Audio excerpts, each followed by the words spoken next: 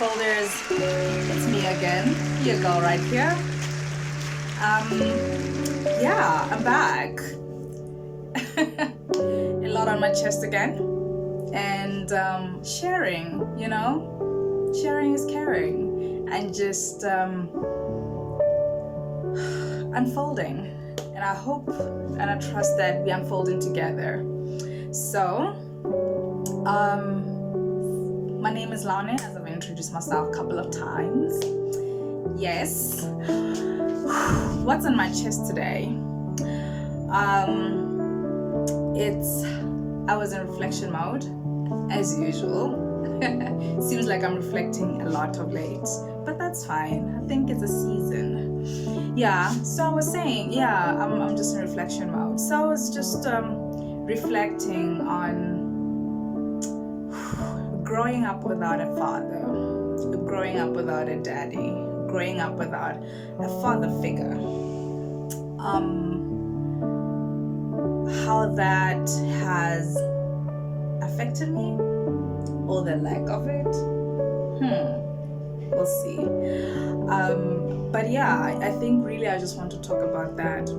So I was brought up in a single parent home, and I'm the firstborn child of 4 children. And growing up without a father figure in the house, it's very funny. At least now I think it's funny. Then I didn't know any better. For me, this is my experience, right? It's my unfolding. Please, you're welcome to share your unfolding as well in the comment section. I look forward to it. For me, growing up without a father figure, a daddy, a father, you name it, I did not know that it's affecting me in any way at all until I was in my early 20s to my mid 20s, when I was now curious. I grew up in a household where it was just mom and her 4 children, meaning my siblings and I. And my mom worked a good job where she was able to provide for us, take us to good schools. I don't ever remember going to bed hungry. I actually had more than enough, to be honest, and I never felt that there's a lack of love or anything. Or maybe it's because that's all I knew. You know what I mean? Like, a fish won't wonder how is it to live outside water, because being in water it's a natural state for it. It's a natural environment. So it was a natural environment for me to live without a father figure. So I never thought much, I never wondered much. Maybe when I was at school and like during the teacher parents consultations, and then people came with both their parents, but still I still didn't think a big deal of it. I was just thinking, oh well, I don't have daddy, I don't have father. And it never crossed my mind at any point in time for me to ask my mom, like, Mom, where's dad? Why don't I have dad? I was just like, no, it's mom. She goes to work, she provides. When I need to talk to her, she's there, So I never felt the lack of a father or the absence of a father until I think I was around 24, 25, where I was now wondering. I think I was going through, I don't know, should I call it an identity crisis? Can a 20-year-old go through an identity crisis? I don't know. I was curious to know where I come from. Let me put it that way. I was curious to know where I come from.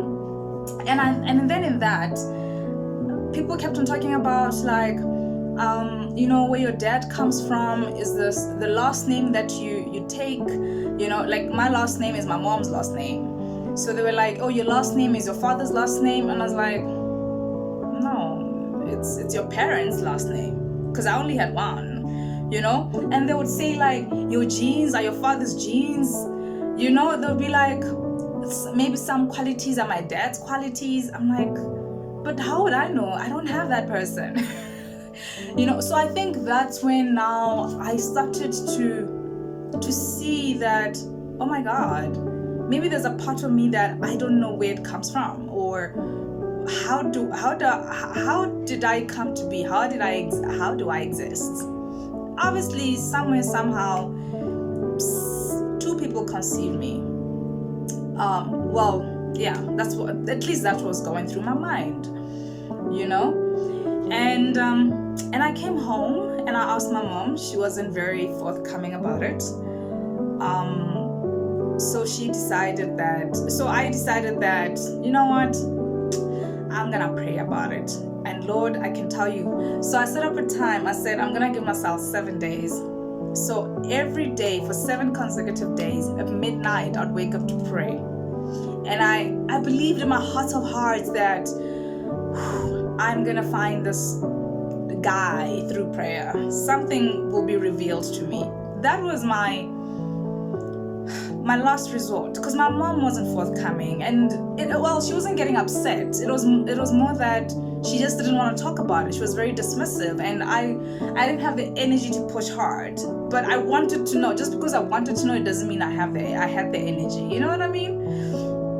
So I decided to pray about it, and then I believe as God, He revealed to me a guy's name. And I woke up that morning. My room was opposite my mom's room. And I said to her, Mom, I would like so-and-so's mobile number. And she didn't ask me, how do I know that person? She just said, okay, Nana, I'll find it during the day and then I'll give it to you. So I'm also not wondering, like, how do you know that person? I'm just like, okay, cool. And indeed, she went to work. The following day, she's like, oh, by the way, you're looking for so-and-so's number. So-and-so meaning the name of this guy who was revealed to me as my father, right? I don't want to say his name. But I'll call him James. Let's call him James, shall we? It's not his real name, but I'll just call him James for the sake of, just conversation-wise. Yeah, so I say, Mom, but please have James' number. And she's like, okay, I'll look for it during the day and I'll give it to you. And she stood on her word, because the following day in the morning, she comes to me, she's like, oh, by the way, I found James's number. And she gave me James's number. And me being me, I didn't have enough airtime to call. So I sent James a direct text. I was like, hi, this is Laone. I would just like us to have a chat if that's okay with you. I'm so sorry for if I'm disturbing your schedule or anything like that. I hope it's okay for me to reach out. And James responded and he said, hi, my daughter. Hi, my daughter. Yes, I am very, very much excited and really cannot wait to meet you. Guys, nothing in me says, why is this guy responding like this? We don't know each other, but he's responding like this. But still, I'm very accepting. Okay, cool. So because I knew that my mom didn't really want much to do with James, I tell James that I go meet him just like a street away from home, so that, mom doesn't see us meeting. So, and James was driving, and I get into James' car, we drive just a bit further from the house, from home, and I look at James in the eyes and I say, where have you been? Where have you been? And have you not wondering what I'm eating, my school fees, like who's influencing me? Because you're the father, like some kind of leadership in my life, who buys my school uniforms? Like, I needed your, your wisdom, your leadership at teenagehood. Where were you all this time? These are the questions that I ask him. And so he says to me, I don't know what your mom said to you, but honestly, I could not have access to you. And for me, it wasn't even about whether he's telling the truth or not. I was just like, listen, I just want to have a clean slate, right? So I said to him, okay, cool, fine, whatever. But let's start anew. And I said to him, the truth, I'm just really hungry for a fatherly love, you know. That's what and I was so honest and so innocent in my approach, and because it was so genuine, I had no hidden agendas or strings attached, you name it. So okay, cool, we hug it out, we say cool, we agree that yeah, we're gonna start on a clean slate. But then that's when James started telling me that, you know, he remarried, he has 2 kids now, buddy, you know. And I said to him, okay, that's fine. And I started telling him that, you know, I remember at this point I'm like 25, I think. 25, 26, if I'm not mistaken. I started telling him, like, I have had hard times in my relationships, like with guys, with boyfriend girlfriend relationships, because I think his absence, James' absence in my life, has really hindered that, has really played a role in that. And I showed him that I'm not telling him to make him feel bad. I just wanted him to know how his absence has really affected me, you know. And James said, okay, I'm here now, but please know that since I wasn't married at the time, James says to me, at least you have the time to choose to make a different decision for your life, that you decide to have a married man with kids, you know. You don't have to like break up or have children out of wedlock. You can choose different. And I found that so comforting. And it's so weird, I knew that, but just the fact that James said it to me, it made a huge difference. And I was like, man.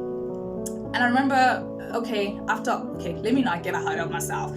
Hold it back. Okay, fine. So he drops me back at home. The street away from home. Remember, when I'm not trying to let my mom know that I've met Jane, although she gave me a number, which is so weird. I'm like, of course she knew I was gonna meet James. I mean, she gave me James's number, but still, you know, guys, it's so strange. Like, I don't know why families keep secrets. Like, it's not a good thing, man.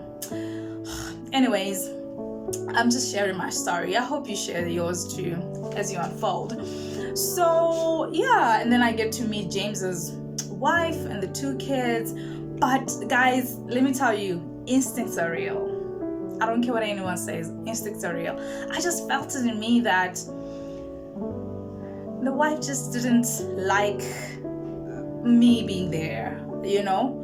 So I came forth. I told James, I said to him, listen, I'm very, very grateful that you're very much open to me, and you are allowing me to meet your family, which I think is a big deal, and I appreciate that.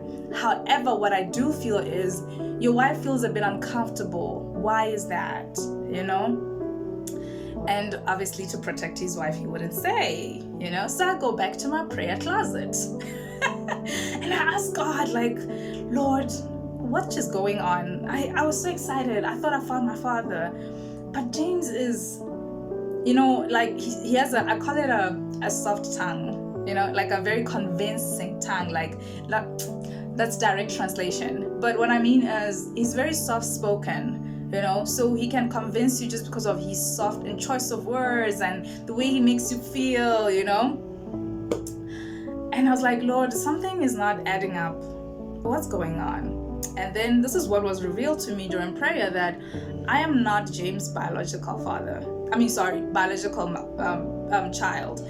When James and my mom met, my mom already had me with a different guy, and James was not my biological father. But James knows me because I think when I was about 1 or 2 years, he now came into my mom's life, right? So that's how he's my father. And so the wife not feeling comfortable was like, why are you accepting a child that's not even yours to a woman that you didn't even, well, they were married, but they are divorced now. So how that child is not biologically yours, so why should we accept her, you know? Guys, I find out this through prayer. So it's a revelation to me. I'm like, what? So I don't tell James, you know, because now I just feel like this is between me and God. There's a reason why he trusted me with that information. So I just say to James, just for the sake of surety, can we take a DNA? Can we have a DNA test? That's what I said to him. And James says to me, oh, it's expensive, you know. So luckily, my mom had we had a family doctor. And so I just, behind my back, I say to the family doctor, is it possible that, please, can I get a DNA for free? Meaning that I don't get to, because I had just finished school, so I hadn't worked. Can I get a DNA? I would like to have a DNA with this man who I met, and he could potentially be my father, but I'm not sure. So I just want to make things certain. And this doctor said, cool, because, you know, he's a family doctor. So we have that kind of relationship. And I convinced James to show up for the DNA. Day in and day out, there was always an excuse. And eventually I decided, no more. I'm not doing it. This is the point I'm making. That was I heartbroken that happened? I was heartbroken. So one, I was heartbroken that James wouldn't own up. But two, I'll forever thank God that he revealed that to me, because I don't know if I would have found out why things were they were feeling weird. Like, you know, when you're like, something is not adding up, but you can't really put a finger to it. And that was it. I was just like, why couldn't this man just tell me the truth? And also my mom, why was she also not telling me the truth? Oh my word. So I don't know whether to be mad at my mom or be mad at James, but I was just so glad that the Lord revealed that to me, because now James was starting to ask things. You know, he wanted me to write a business plan for him. At some point, I took him out for breakfast for Father's Day. Guys, that's how much I was hungry for fatherly love. And I'm the one who paid for this huge breakfast. Mind you, I wasn't working, right? So I'm spending money that I don't even have. It's mad crazy. Now that I think about it, I'm like, oh my word, you are mad crazy. Yeah. And then, but I eventually decided, you know what? But I started wondering, like, should I continue with my search for my real biological father? You know? So what I would do, I was getting into conversation with my aunts, and my aunts would say, oh, your dad has passed away. It was this guy you once met, and he took you to the airport one time when I went to the UK for something. And I was like, oh, I remember that guy. That's my dad. I only met that guy once, and I definitely remember him at the airport. But because I didn't know he's my father, I just treated him like, you know, any guy that anyone could know. I'll just be like, hey, how are you? Tumelang, how are you? Okay, cool, bye, cheers, type of thing. So I didn't know, and I'm just like, what? Wait, huh? And I remember when my mom told me that guy passed away, and I was like, oh, maybe that's why mom was telling me. You know, like, I'm just like, maybe, could have, should have. Like, I'm just connecting the dots by myself. And I'm like, why on earth would my mom do that to me? So even after meeting James, my mom still doesn't come forth. Like, she's still uncomfortable telling me who my father is. And then what happened was, after my mom's passing now, you know, so as a firstborn child, I just decided to stay home with my siblings to just heal, you know, grieve together, because grieving is such a journey. And during that time, I went for different counseling sessions, different therapies, you name it.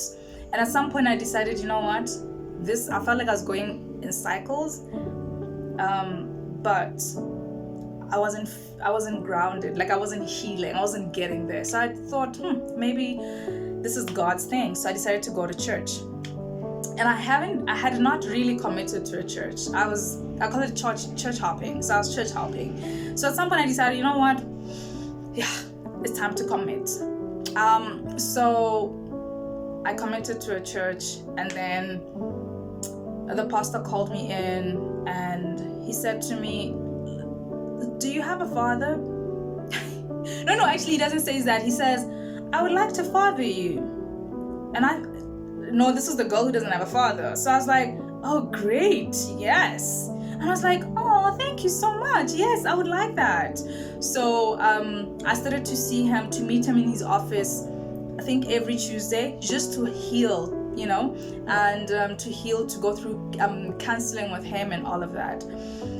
So because it's a church, guys, I didn't know that there were payments. And then when we had built that rapport, he showed me a verse in the Bible. I can't remember the verse, to be honest, just one line.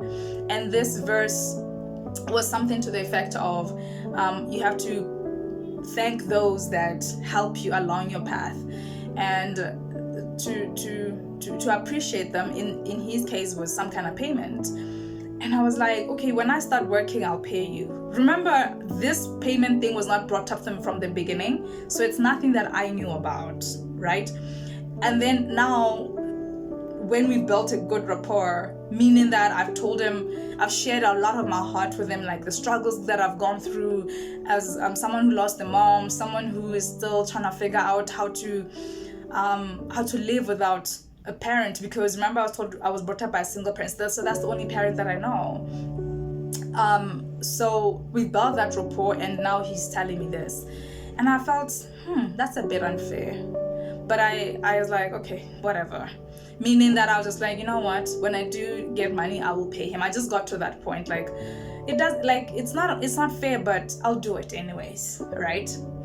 And then this one time, a friend of mine says to me, hey, I don't know why, but God said I should give you 10,000 pula.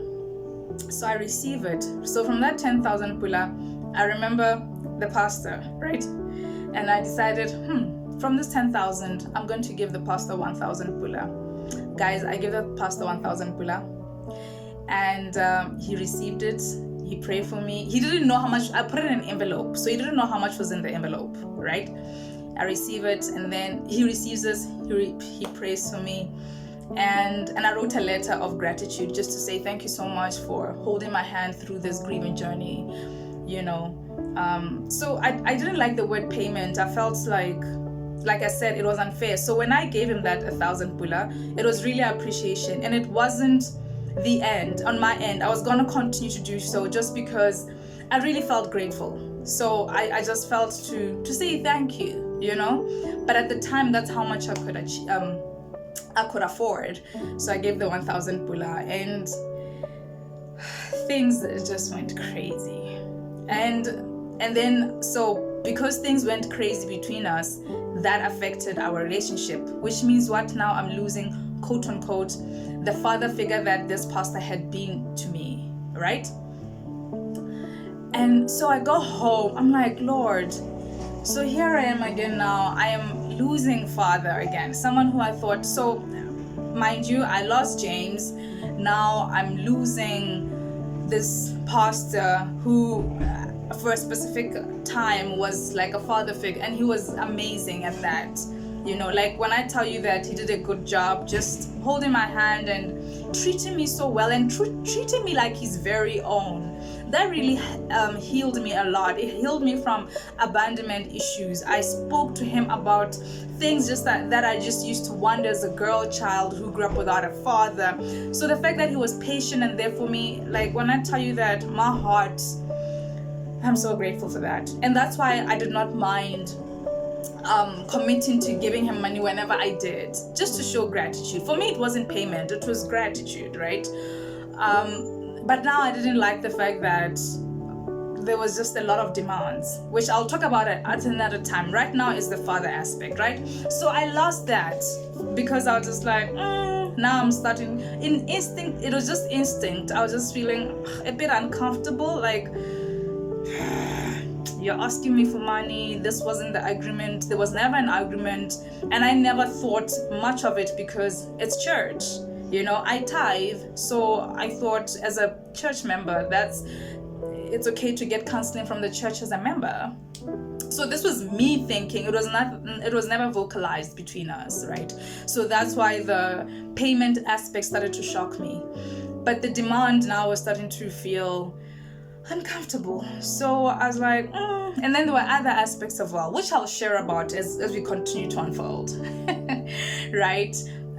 So I go home reflecting. I was like, okay, so I've lost James, and I lost James because there was a lie, and the lie was it was too detrimental for me. It wasn't a white lie. It was like,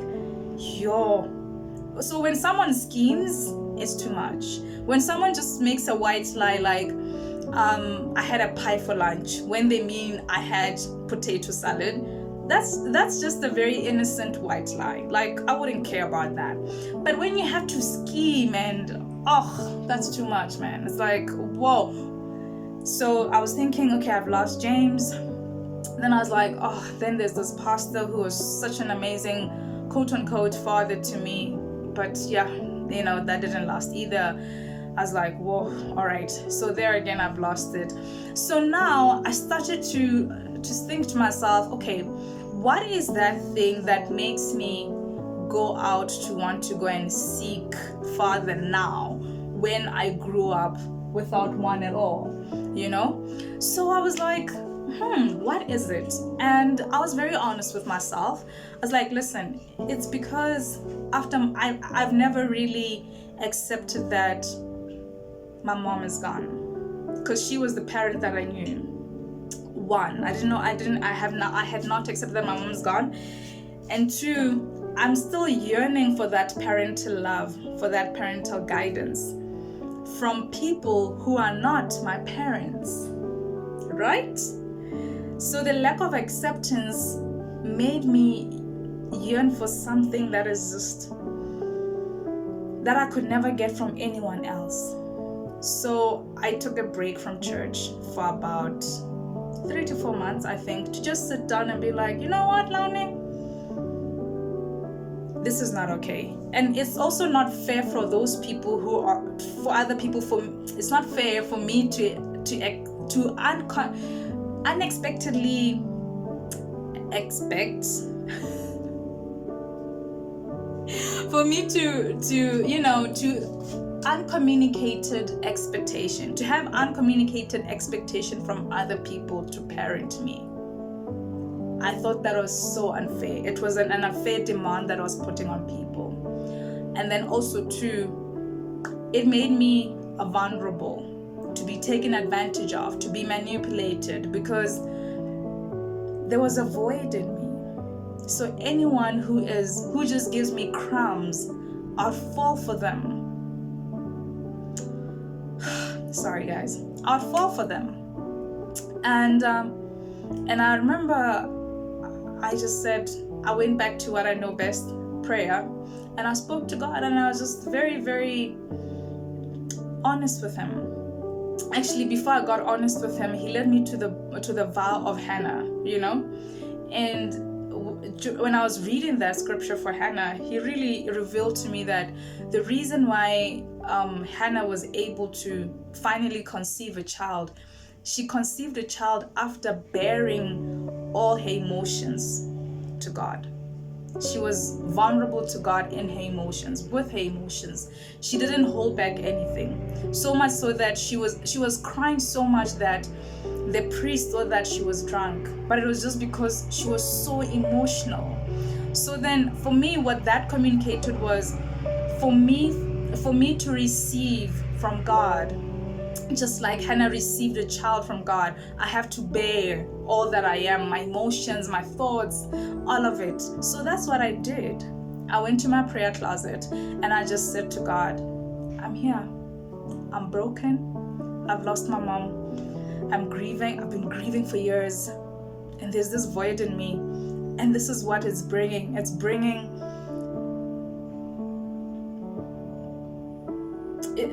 people who I feel are taking advantage of it. And if there's something that I'm doing wrong, please do show that to me as well, because I think it takes two to tango, right? So maybe there was something that I was doing as well. But in essence, really what the part that I was playing was that I was unhealed. So I had to sit down with God. I think for about 2 weeks, I just cried on it. I spoke to God about it. I would wake up in the middle of the night and still talk. Sometimes not even just in prayer, just speaking like I'm having a conversation, and say, I'm feeling better today, but I still yearn for a mother's love. I still yearn for a parental guidance. Until when I knew that the cord had been broken, or I've had a breakthrough, is when literally I heard the Holy Spirit say to me, let me father you. Do you trust me? Let me hold your hand and let me father you throughout life. Guys, it had never been the same. For me, that's how God became a father to me. That's how I accepted God as a father. That's when I went from God my master to God my father. And God being a father for me has changed the way I relate to him. He's my Abba, and what that means complete trust, literally. There were times when I used to doubt, but since I accepted God as my father, the trust is just, it's amazing. It's on another level. So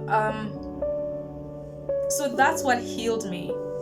So even now, when I need anything from, like, anything that is parent orientated, like guidance, like sometimes I just say, Lord, I need a hug, or I say, Dad, I need a hug, meaning God, because that's how I relate to him.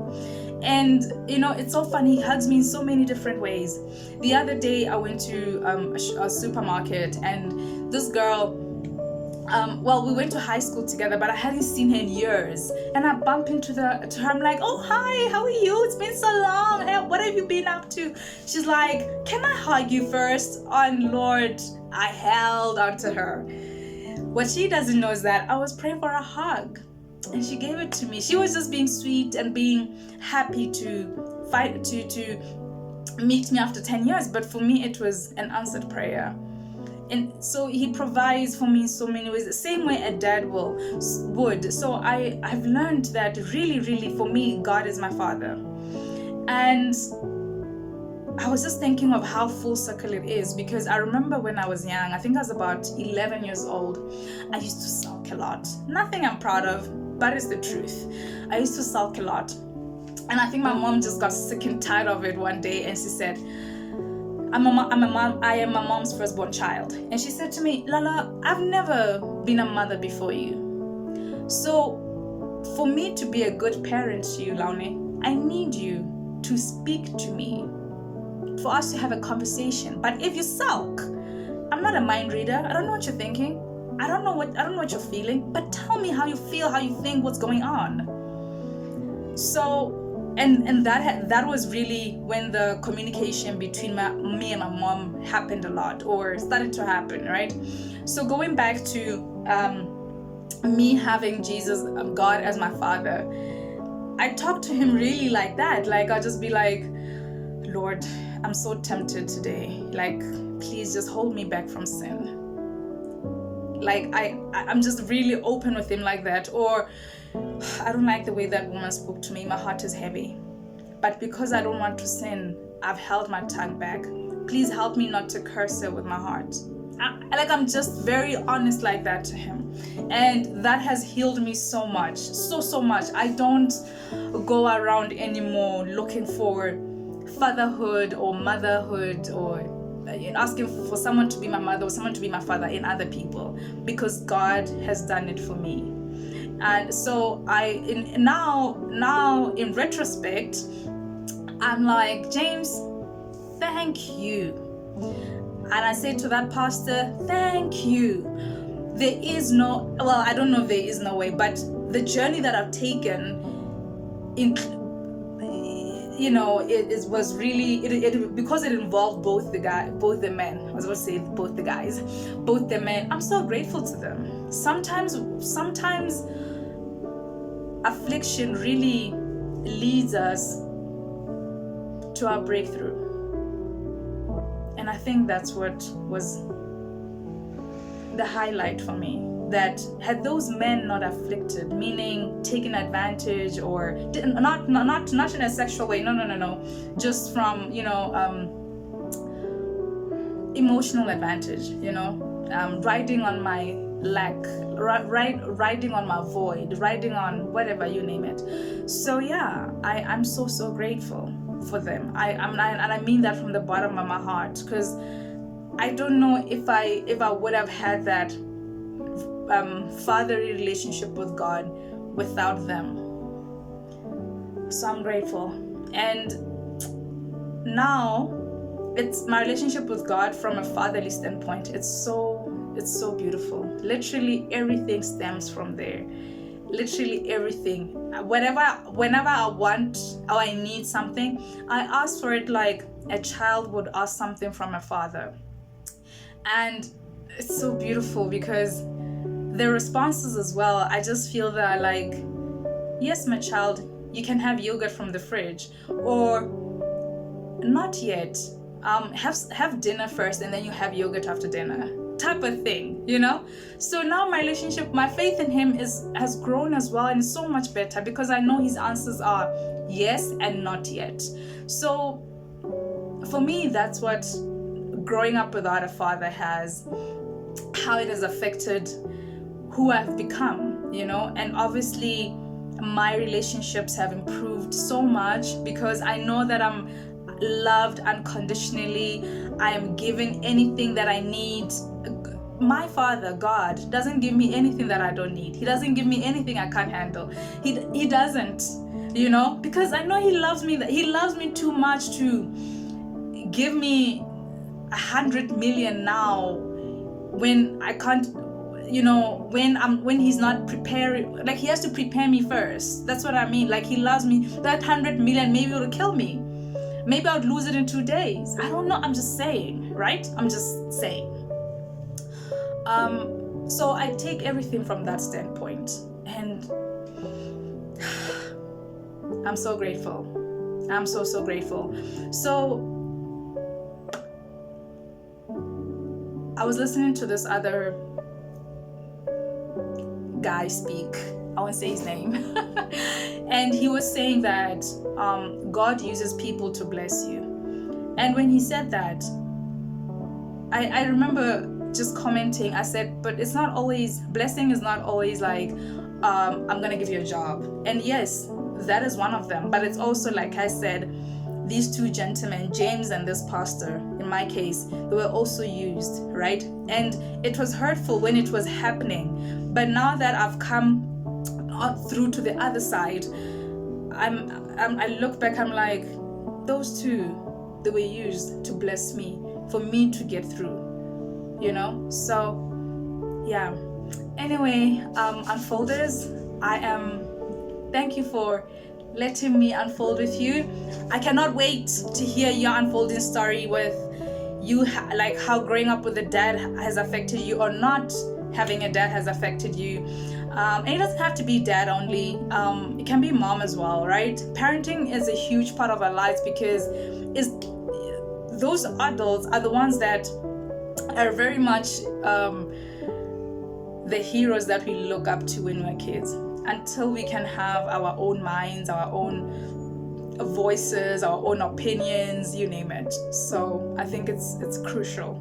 So I can't wait to hear your part of the unfolding and how the story goes about. So looking forward to it, looking forward to your comments, looking forward to your stories, looking forward to more engagements. And yeah, I'm excited, in case it's not obvious. I really am. All right, cheers.